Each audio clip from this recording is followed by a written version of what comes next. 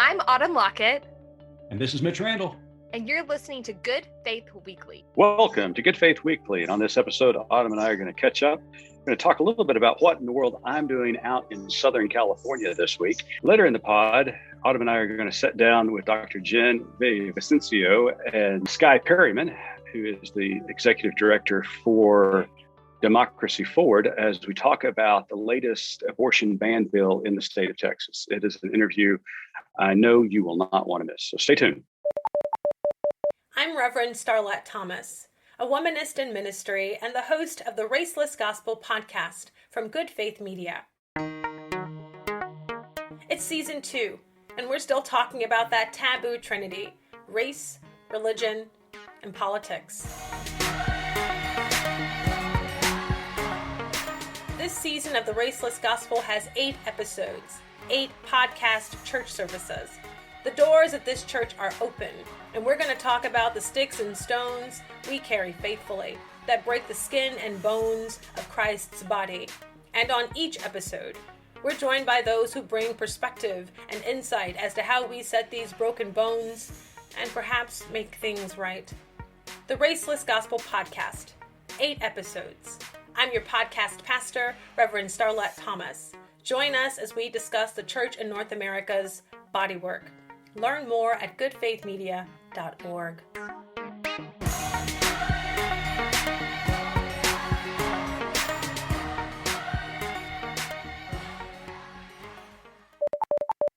Autumn, greetings from Southern California. You didn't have to rub it in, Mitch. I can hear the birds of the Pacific Ocean in the background, and here I am stuck in my closet in Oklahoma. That's right. I'm in a hammock on the beach, sipping a Mai Tai and just, enjoying the week.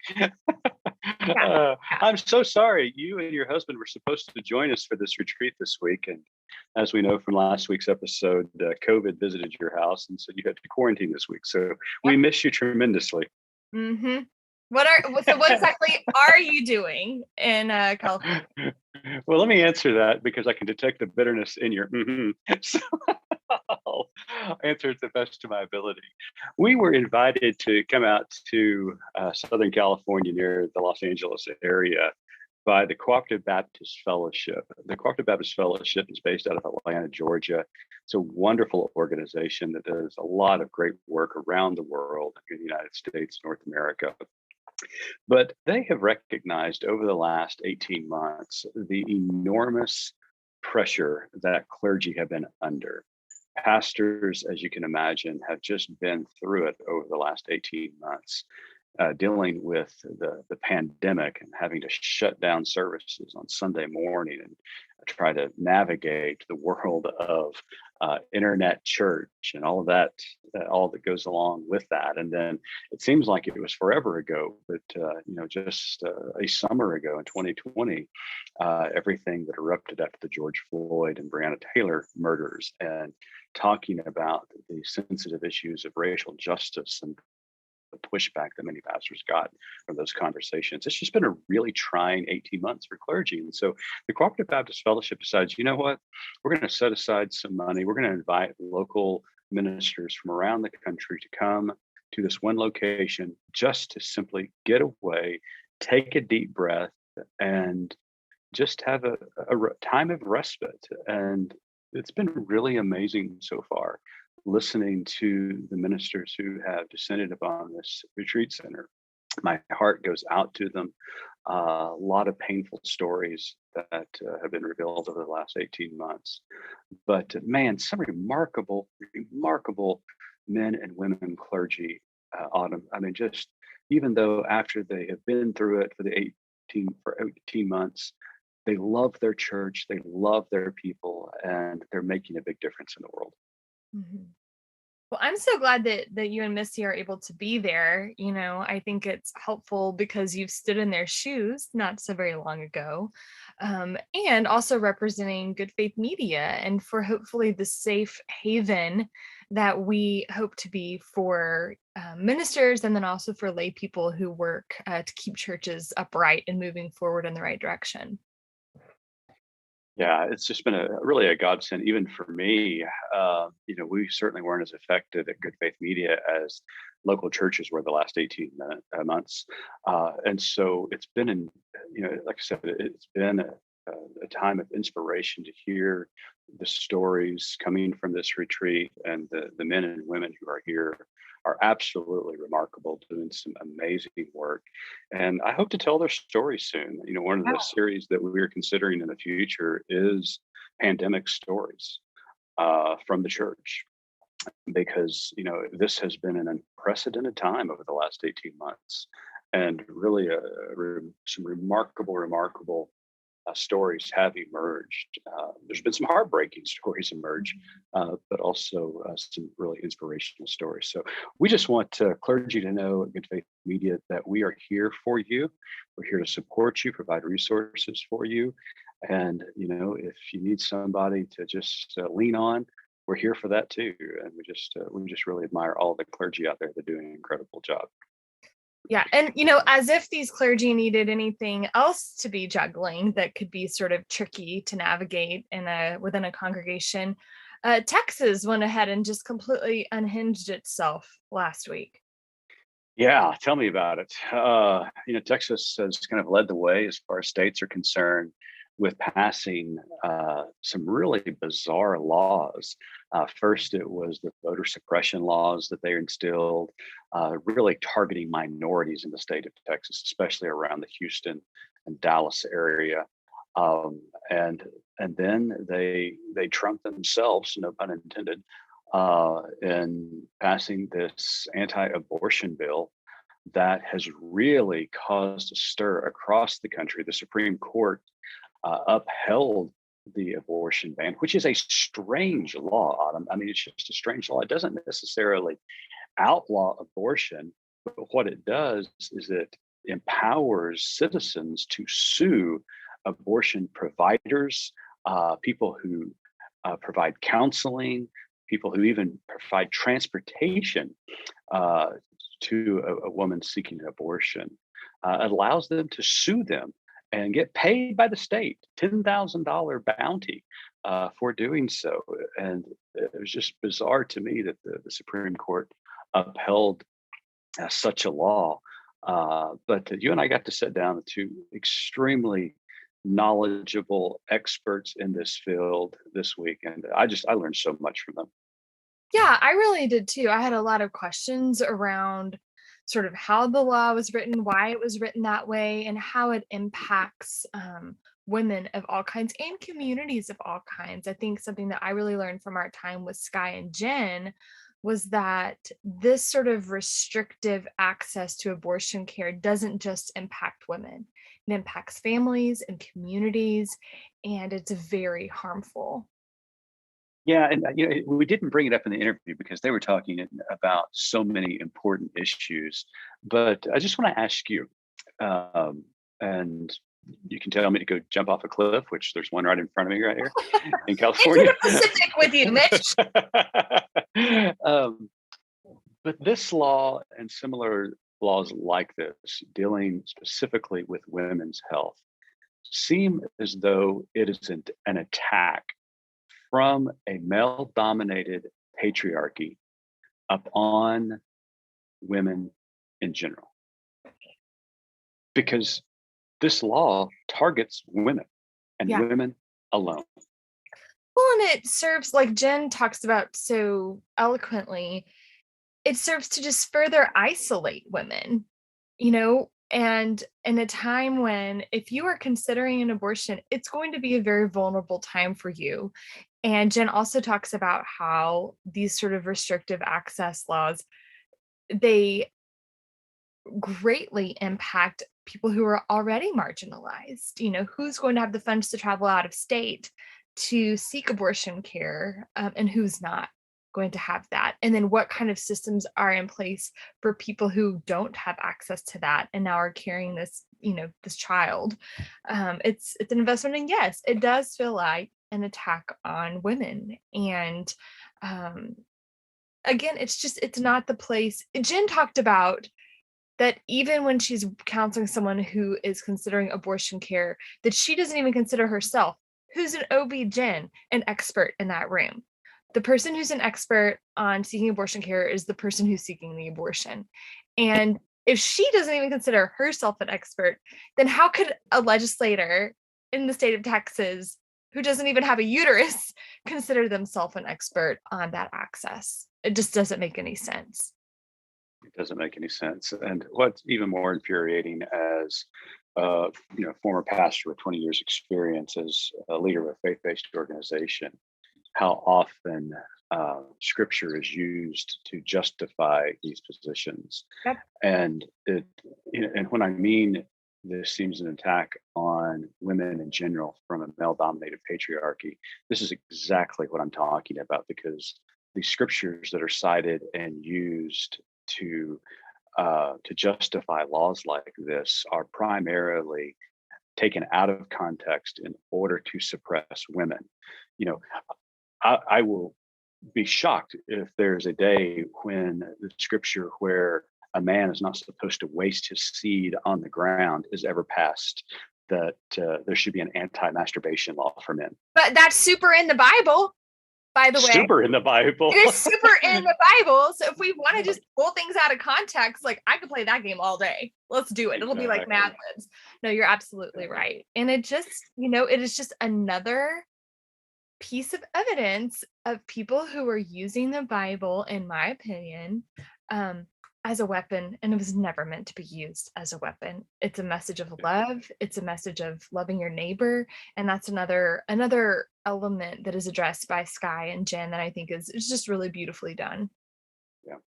Yeah, I think bottom line is the patriarchy, right-wing patriarchy, does not like strong women making choices for themselves. They want to control their choices.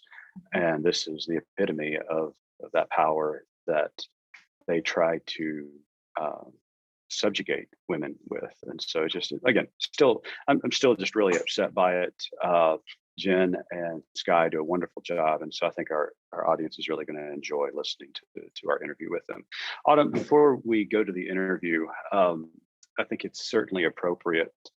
This Sunday is the 20th anniversary of September the 11th. It's hard to believe that it was 20 years ago.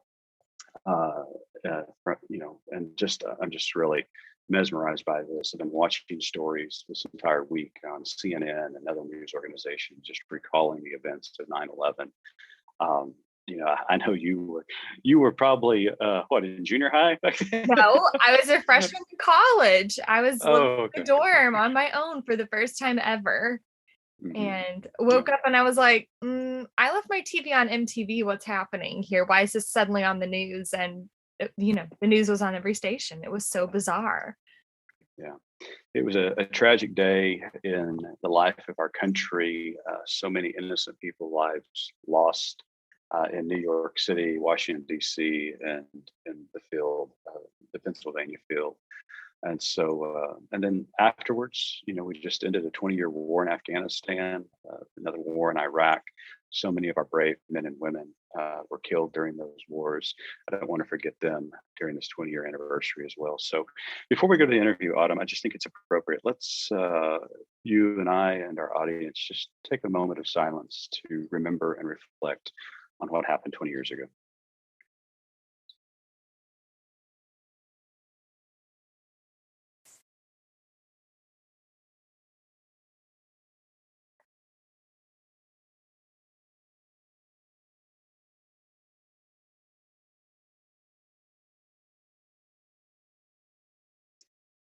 Amen. Now let's stay tuned for our interview with Jen and Skye as they talk about the Texas abortion ban that was just upheld by the Supreme Court last week. I'm Reverend Kendall Ray Rothis, and my latest book is just out. Thy Queendom Come, Breaking Free from the Patriarchy to Save Your Soul. Thy Queendom Come is a feminist reimagining of the kingdom of God. Hierarchy is replaced with a reign of love. Women's voices and stories are valued.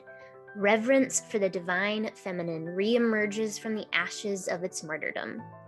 Order your copy of Thy Queendom Come wherever books are sold.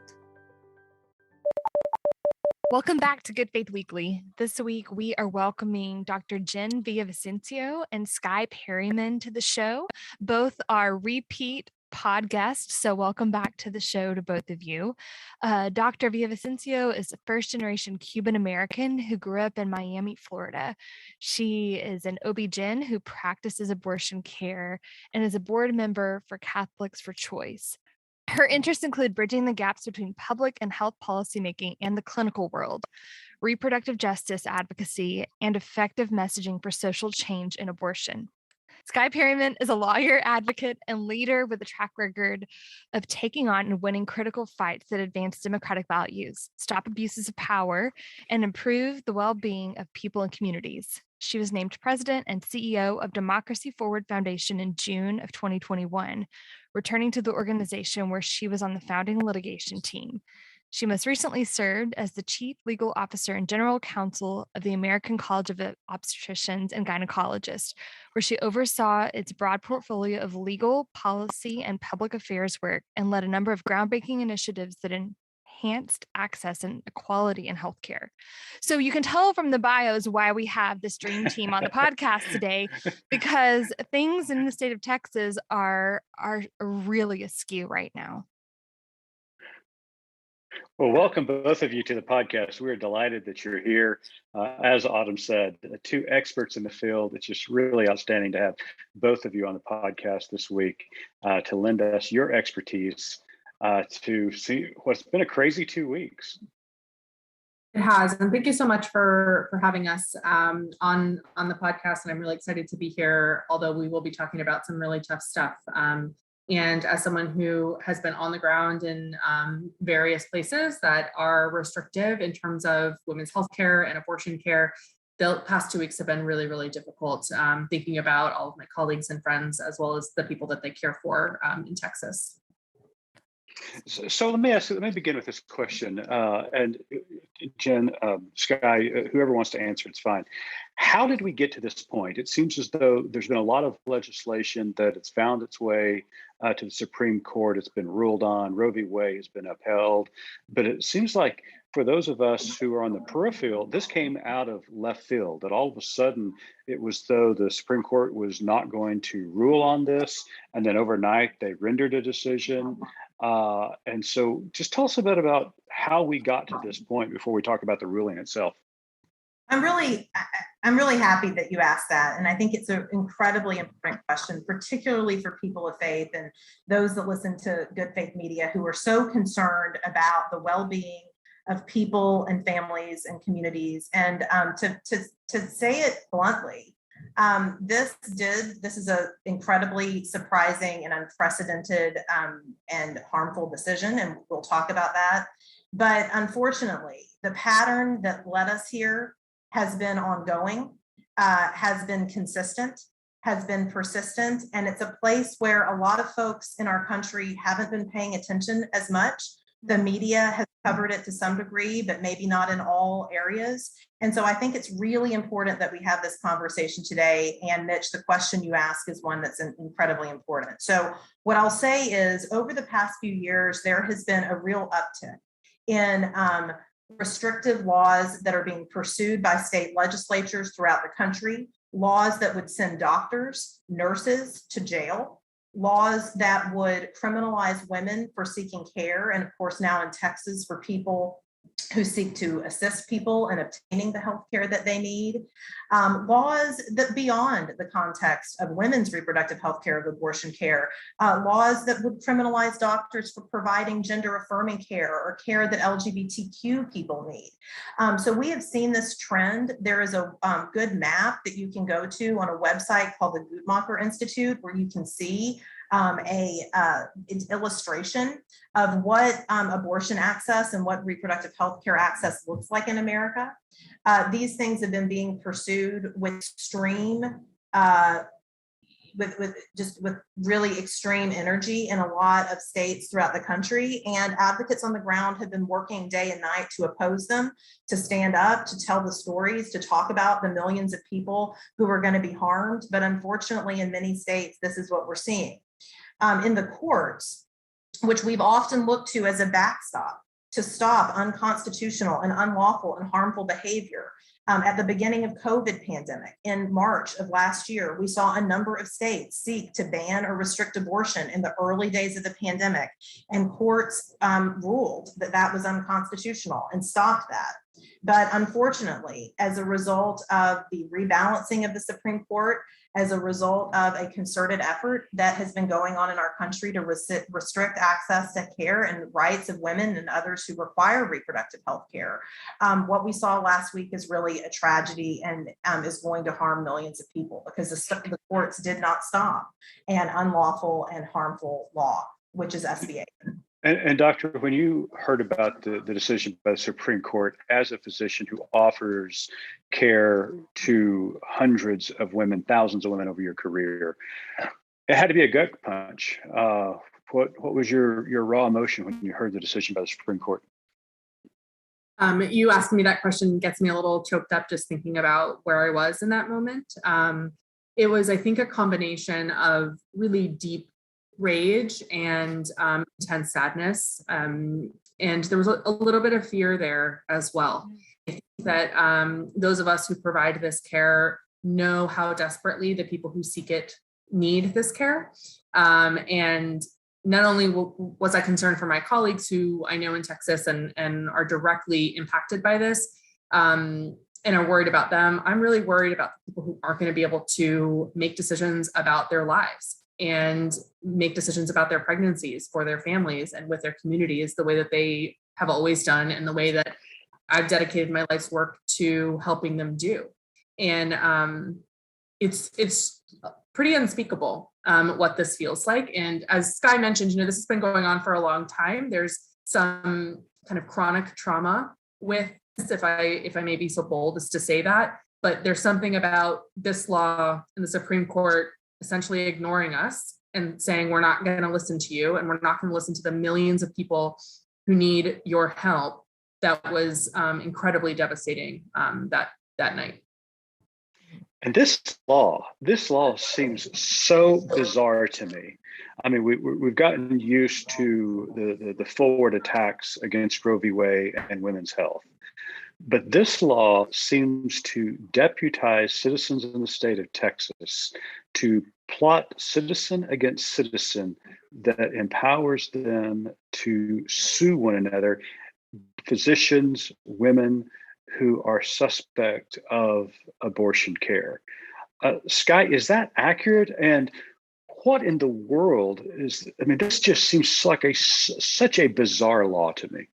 Well, it's certainly extreme, and we have certainly not seen the court uphold a law like this in any, in any recent years. I will say that history shows that throughout history, there have been times where laws have empowered people to engage in actions against others, and most of the time, those were laws in order to prop up or to support the Jim Crow South or other sort of racist structures in the country. So this is not something that if you look through legal history that you wouldn't find some vestiges of in the darkest parts of American history. What is incredibly concerning, of course, is that we're seeing it rear its head now, and we're seeing it in a way that's going to impact millions. The other thing that is incredibly concerning is the amount of states that have already come out in the last week. We've been about a week since this decision came down from the Supreme Court, and you're already seeing states saying that they're going to pursue this form of a law. Some call them Karen laws, but this form of a law throughout other states with respect to reproductive health care, with respect to LGBTQ care, with respect to a lot of essential services that we know that millions of people in our country need. Mm-hmm. Just want to add one quick thing as well, a point of clarification about this particular law, which is that the person that is seeking abortion care or that receives abortion care is actually not subject to what is essentially this. Good point. Described. I think that it is, while that may seem like a relief, I actually think that it is a particularly cruel part of the law, because what it does is it seeks to isolate people from their support systems. It makes it so that their support systems are afraid to help them seek the care that they need. And I know, as someone who provides this care, that these decisions are not made in a vacuum. Women talk to their families, they talk to their husbands, they talk to their children, they talk to their grandmothers, they talk to their friends and neighbors, their clergy people. These are well thought out communal decisions that are made. And what this law does is it seeks to isolate people and really punish support systems for being there for them. And I think that it is a particularly cruel part of a incredibly cruel law. Well said. Jen, there are some terms, some medical terms that are a little bit disingenuous almost in their usage. Can you go into that a little bit from a medical standpoint? Sure. So these laws are typically referred to as heartbeat bans or 6-week bans. And in the text of this bill in Texas, it does refer to a heartbeat. And I think that this is a complex subject. Abortion generally, especially for people of faith, may be a really complex subject to think about and to feel.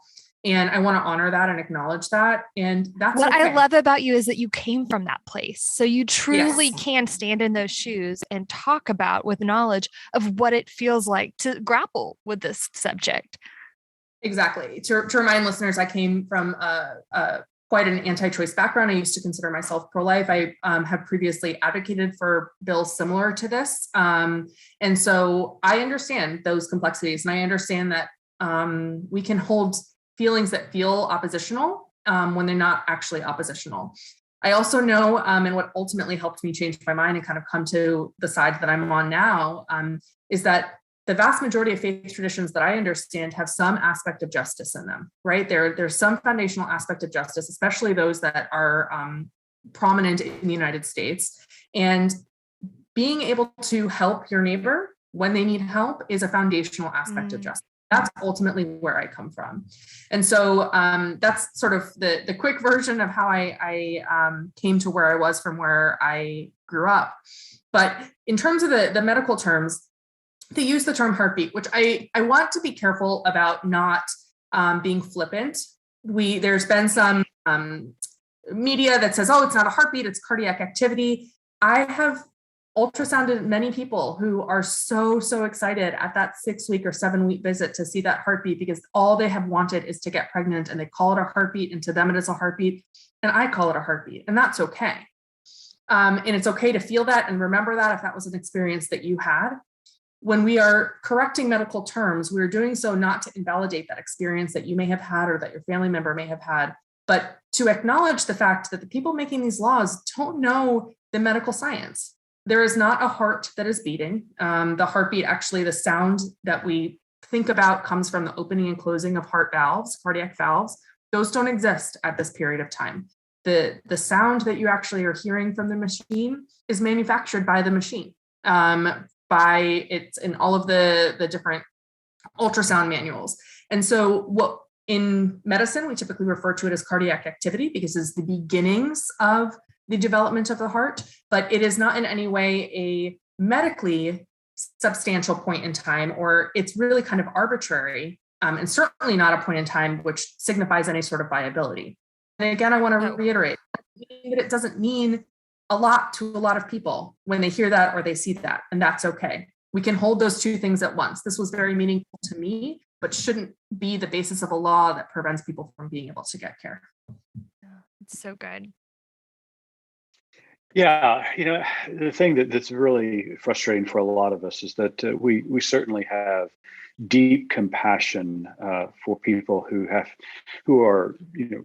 find out that they're pregnant. They've been waiting for so long. We're so happy for them, but we also understand that each one of these situations are nuanced, and each one of these situations must be handled under the direct care of a physician and the relationship between physician and patient. No two situations are alike. No two families are alike. These decisions must be made, and there must be the freedom, and the law must protect that freedom to be able to make those choices. And that's what's so frustrating about the current law and maybe these subsequent laws that are going to be coming down the pike, is that they are ripping this decision away from the physician and the patients, who are the most capable people in this moment to make this decision for these families. So it's really, really heartbreaking. Now, I just want to quickly jump in there because I think that your emphasis on the expertise of the people making these decisions is really important. I often talk about my expertise in medicine while I have some, and I spent the entirety of my 20s building up that expertise. People who are pregnant, families and communities, they know what is best for them, and they know what makes sense for them and for their families. The majority of people who seek abortions are already mothers, are already parenting. Oftentimes they're doing so because they want to be able to parent the families that they already have, and that they know that bringing another life that they care very deeply about into the world is not a way to honor any of those. These decisions are incredibly complex. And I would argue that a physician or a healthcare provider is really there to help ease that process. There are plenty of people who can make these decisions without us. I'm happy to be there to help when people need that help. But ultimately, these decisions and these choices and these options in terms of how we're going to live our lives are based in what we experience every single day. I was delivering babies this weekend on a 24-hour shift. That's how I spent my Labor Day weekend, which is, with laboring women. And it was an incredible experience to watch new life come into the world and hand these brand new babies over to their moms. There was a hemorrhage. We had an emergency. We had a couple emergencies, actually. These are really, really tough scenarios and things. They're beautiful and complicated and hard. And these should be entered in with as much ability, choice, and interest from the person that is pregnant as possible. And taking away that option is really, really scary and unfortunate and frankly cruel. So let's pick up on that point, because there's parts of this law that, the entire law was just infuriating, but there are parts of this law that are even more if there could be such a thing, more infuriating, and that is the exclusion of rape and incest. So are there any other exclusions for physicians? How does a physician prove to whatever panel that is going to have to make this decision? I'm assuming it's a judge or a court of law. How do they make that, offer that evidence to suggest that the mother's life were in danger, or can they even do that? At 6 weeks. I'm so perplexed by this. Yeah, I'm so perplexed by this. So the law is unconstitutional. And it offers no exceptions for rape or incest, which means that teenagers or young people who are in Texas who have been raped, maybe by a family member, have, if they learn that they're pregnant after 6 weeks, it's going to be difficult for them to obtain that care in Texas. There are many who will help, I think, them at great risk to themselves get care in other places. But in Texas, this law says that you cannot obtain care there. And again, as Jen said, the law does not criminalize or otherwise penalize people for seeking health care, but to the support systems, the doctors, the nurses, those who are part of enabling people to access the care that they need. So it's incredibly extreme. And there were, I believe, amendments presented before the legislature in order to create these exceptions, and they were rejected by the legislature against resounding opposition through, and I do want to give voice to that. There are many on the ground in Texas who fought against this law, who voted against this law, who spoke against this law, who testified against this law, and really do want to make sure that we give voice to those who have been far before the media was covering it, and it was on the front page of every newspaper like we've seen in the last week. There have been people on the ground doing this work, trying to prevent this reality from coming into effect. And 2 points, one following off of Skye's. I think that the lack of exceptions for rape and incest are really important, but I also think that it's important that we not rely on those, that if they are in a law, then okay, then the worst of the worst is covered. The number of people that I've seen that desperately need abortion care, regardless of their circumstances, is pretty much everybody. And every single decision is thought out and made because there is a reason that person can no longer stay pregnant. And so while, yes, excluding rape and incest are particularly awful and jarring, it does not, if those exclusions are in, it doesn't excuse the law for everybody else. And so I just wanted to make that point because I think we often think about that. We're like, okay, phew, at least those folks will be able to access care. When we're not thinking about the fact that oftentimes it requires a police report. It requires them going through all sorts of additional trauma to prove that this was how the pregnancy was conceived. So they're not great exceptions anyway. And then, Mitch, to your question about physicians, there is an exception for immediate threat to life, which is frankly extremely rare at the gestational age at which we're talking, but it could be possible. And if there was someone that was at 12 weeks and there was an immediate threat to their life, you could potentially, per this law, provide care. The trouble with that is that medicine is not black and white. There are no lines drawn in the sand. No one puts up a flag and they're like, okay, now I'm dying. And so what it does is it forces physicians and people who are caring for people who are in this situation, it forces them to decide, how long or am I willing to wait? How sick does this person have to get before I'm willing to risk my livelihood, my ability to practice, my ability to continue caring for my community? That is not something that you want me thinking about when I'm taking care of your family member. It is not clear in the law how I prove that. It is not clear in the law what it actually means, which just further demonstrates that this law was not written with any sort of actual medical expertise in mind, and they kind of just threw it in there. In my mind, it's pretty meaningless. Skye, you put together a really helpful sort of email for people who are asking you what they can do to help. Could you give us a few of those bullet points of folks who are listening and wondering how they can help? Sure. I think that, first of all, again, thank you for having this conversation, because one of the best things we can do as people of faith, as people who care about families and communities and individuals, is have conversations, is talk about these things, is ask hard questions, is seek to understand. And so thank you for doing that. The second thing that I think, and then we can get into some really practical things that I want to emphasize, is this is bigger than Texas. And it's bigger than abortion in Texas. It's bigger in Texas for the reasons that we talked about earlier, which is that many states are already considering these types of laws. But I also want to remind folks who may not be reading the law every day or providing healthcare like Dr. Villavicencio does every day. When the court recognized that our Constitution in the United States enshrines a right to privacy, a right to personal autonomy over people's lives, which is fundamental in a democratic society, that you have a degree of personal autonomy over your lives and over your futures and over your pursuits.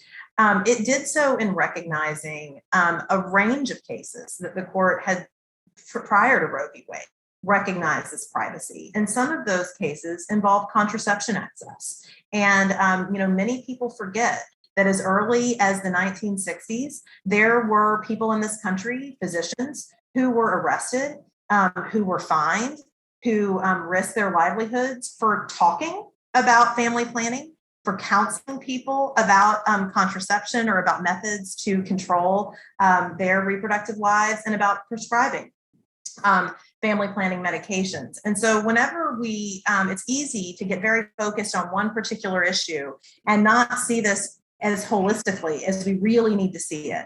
When the state can pass a law that restricts the ability of people to make decisions about their reproductive lives, we need to see it is all threatened here. This is not just about abortion. It's about contraception. It's about being able to have conversations, about being able to make decisions about your own lives. It's about being able to seek healthcare. And so this is incredibly alarming. And I think one thing that people can do is to give voice to that and to understand and see this for the holistic issue that it is and for the extreme threat that it is. Some other things that can be done, and I'm sure you can put these in your show notes, Yes. is there is a helpful website right now. Dr. Villavicencio can talk a bit more about this too, where people can donate to what we call abortion funds, which are organizations that provide funding for people who need to seek health care, who need help logistically managing the process, who need help with transport, who need help with physically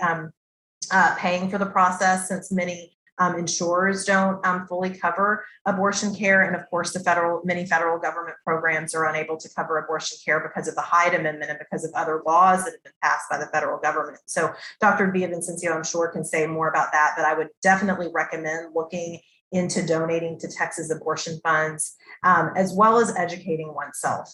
And thinking about, having these conversations, go to that Guttmacher Institute map, look at what's going on with abortion care in your area where you live, in areas where you have loved ones that live, see what you can do to get on the ground. And also to remember that this law has gotten a lot of media attention, but it was making its way through the legislative system all through the spring of 2021. We saw many laws like this in the last legislative sessions in 2019, or laws similar to this. And so, you're a citizen. It's very powerful. Write the testimony, talk to your congregations. In Texas right now, there is an effort underway through the Texas Freedom Network where congregations can become reproductive freedom congregations and raise awareness about these issues. So there are many things that I think people can do. It's a dark day, but I think we have to have hope and determination that we can turn the tide. Jen may have some other thoughts as well. Yeah, I have a few other, maybe more squishy suggestions for folks. I think talking about this is really important. My mind was not changed by facts or papers. It was changed by listening to the experiences of the people that I was taking care of and realizing that I was had really deeply flawed beliefs about how things worked. And so statistically, 1 in 4 of women listening to this in the US will have had an abortion. If you feel comfortable telling someone and safe telling someone about your abortion and your abortion experience, those stories are incredibly powerful in helping shift hearts and minds. Even having conversations about the difficulties that you have with it, with your congregation or with folks that you pray with or that you worship with, really having these conversations about what abortion means in the framework of justice and in the framework of faith and in supporting our neighbors can really go a long way in shining a light on what has sometimes been in the dark and acknowledging that this is, yes, it's a complex subject, but we can exist and work with complex subjects. We do it all the time. And we can celebrate people for whatever decision that they're making. And so I think that's what I probably would recommend folks do, particularly people of faith. I think that this is an incredibly important conversation and is so extraordinarily powerful when coming from folks who have a deep faith background and tradition.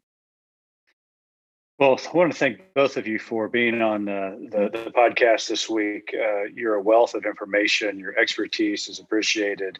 Your service to the larger cause is very appreciated.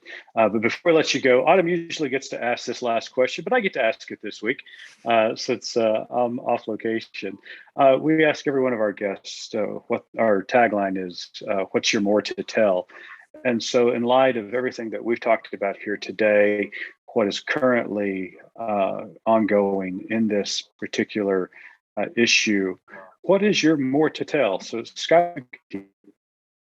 I'll just say, as a person that grew up in Waco, Texas, and went to college in Waco, Texas, and has a goddaughter who's presently living there now, who has fewer rights today than I had when I was growing up in Texas. This is a really difficult week. But I think my more to tell is never underestimate the power that you as an individual have to help change this tide. We need more people that are willing to stand up and speak out. The people that have voted against this law were brave in doing so because they're doing it in a cultural environment that is very difficult for them. We need people encouraging them. We need people getting involved in their communities, getting involved in their churches and having these conversations. And so I would just say, never underestimate the power that you have as an individual to help turn this tide. It is going to take all of us. I do believe we can do it, but it's going to take all of us. My more to tell, I think, is a little bit talking about the past and how it influences the future. One thing that we haven't talked about and that I do want to bring up that I think fits into this frame is that these laws always disproportionately impact people who are more marginalized or vulnerable. And so Black and brown people, immigrants, which are, that's incredibly, as a first generation Cuban American, it's incredibly close to my heart that all these folks that are at the border that may be needing this care are not going to be able to get it. Young people who don't have family support. These laws really impact them. And thinking about the past, since the beginning of time, since the beginning of human history, really, abortion has been a thing. We've been working to try to plan our families and to try to take care of the people that we love and our communities. So these laws aren't going to stop abortion. They're just going to make them much more difficult to get. They're going to make it much, much harder. It's cruel intervention in between the relationships that these folks need, not only with their support systems, but their medical caregivers. And it disproportionately impacts these vulnerable folks. And so I hope that my more to tell is that I hope that, as Skye said, you recognize that not only you as an individual, but your voice and your vote means something, regardless of where you live. It's never the end of the story, because this has been, this is part of our history and will be part of our future. And so I think that we need to continue to support each other in these nuanced, complex conversations, and be okay with having complexity about it. Well said. Very well said. Well, Dr. Villavicencio, Skye, Perryman, thank you so much for joining us on Good Faith Weekly this week. We will continue to fight the good fight, educate everywhere we can, because this issue is just too vitally important. The healthcare of half of our country is at stake, and we need to make certain that they are cared for and the law is standing up for them. So thank you for all the work you're doing, and we are in this fight together. Thank you so much. Thank you. Well, to our listeners of Good Faith Weekly, thank you for joining in this week. I'll be back in studio next week. Thank Autumn for holding down the fort this week. But until next time, as always, keep living good faith.